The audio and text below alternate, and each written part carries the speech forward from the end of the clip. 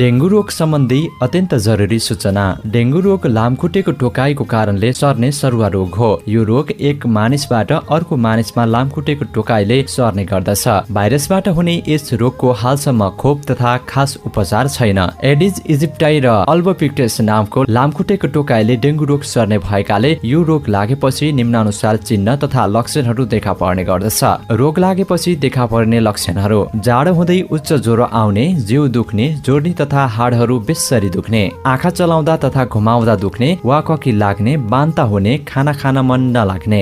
रोग लागेको केही समयपछि छाला मुनि रगत जमेको धब्बाहरू देखा पर्ने साथै रोगको जटिलता हुँदै गएपछि नाक, गिजा वा शरीरका अन्य अङ्गहरूबाट रगत बग्न सक्ने हुन सक्छ र ज्वरो आएको केही समयपछि प्रशस्त पसिना आएर रक्तचाप घट्न सक्ने हुन्छ।